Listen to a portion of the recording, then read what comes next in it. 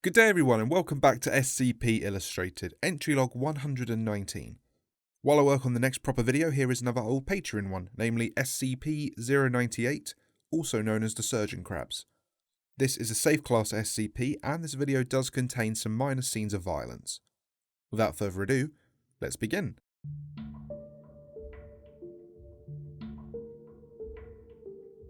The following data release has been authorized by the following council members and administration staff. Discovery log of SCP-098 and the missing children. Hotel 6, we found one of the missing children, a young girl. She's heavily decomposed but covered in what looks like incision marks. Furthermore, the eyes, ears, lips, nose, tongue, genitalia, and various patches of skin have all been surgically removed. The culprit appears to have been a hostile crustacean lifeform nesting in a series of rock pools nearby. They are currently being contained. Several bones likely belonging to the other missing children have also been uncovered. We're going to need a recovery team for these remains and a cover story for their disappearances. Description: SCP-098 is a species of previously unknown crustacean. They resemble crabs, but rather than chelae, the front limbs terminate in knife-like structures that incorporate silica to form an extremely sharp edge. Specimens reach larger size than normal for land-dwelling arthropods, at 40 cm tall and as large as 60 cm across. Specimens of SCP-098 prefer an environment with ready concealment and shallow pools of water. They are able to breathe water and air, splitting their time between the two environments. They also are capable of vocalizations using a larynx-like structure attached to primitive lungs. SCP-098 demonstrate pack-hunting behavior when attacking prey. When specimens detect a prey animal, they will attempt to surround it. They will mimic the sound made by the creature, apparently to confuse it or to draw it into position. When ready, one specimen will approach the prey animal.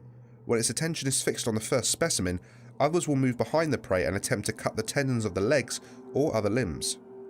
They will continue to mimic the sounds the prey animal makes to disorientate it. After making a cut, a specimen of SCP-098 will spit a viscous mucus over the wound.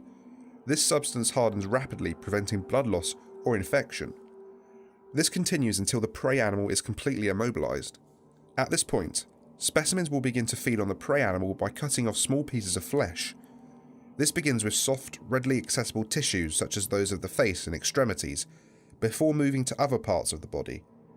Specimens of SCP-098 will only feed so long as the prey animal is capable of respiration. Feeding can last several hours or several days, depending on the size of the prey animal and the number of specimens present.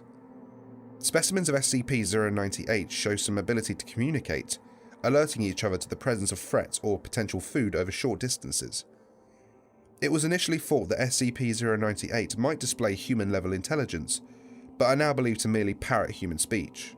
SCP-098 normally poses little threat to adult humans, preferring smaller prey such as dogs, cats, and small pigs. However, they have attacked larger prey when a sufficient number of specimens were present, or else other food was unavailable. SCP-098 was discovered in Brazil after a rash of child disappearances.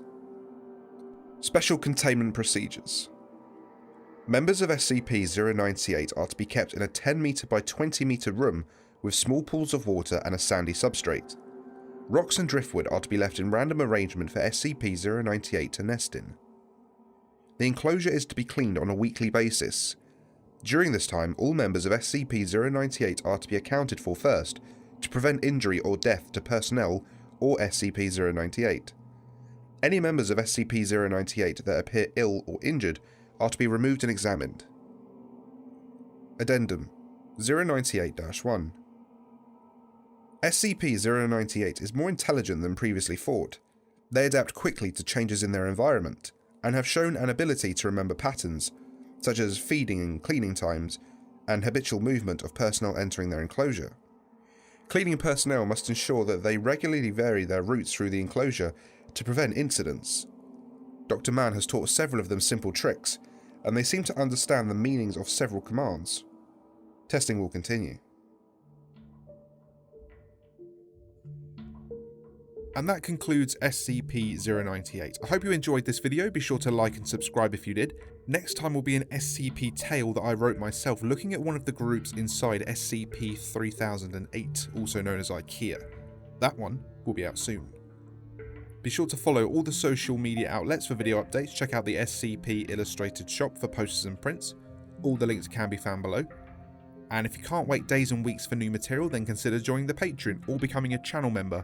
You get early video access, see all the sketches early, get Discord access, recommend SCPs, take part in a video, and so much more. And thank you to Generals Alert, JC Walker, SCP-106A, Rick Trexon, Sam B, Andy98, Exalted Galaxy, Da Motherfucker, Horizons, Andre, Jax Merrick, Andreas, and Alex. Big thanks to the council members Kibara, Desi Fox, Why Cruel World, the Commissar, Hunter Killer Lenhox Captain Core, Zero Masamoto, and Dasif. And huge thanks to the administrators Zanan, Jack Howell, D3384, Mr. Elsewhere, Viger, Kamana, Dan Merrill, and Jose. Thank you all for watching. I will see you all soon, and take care.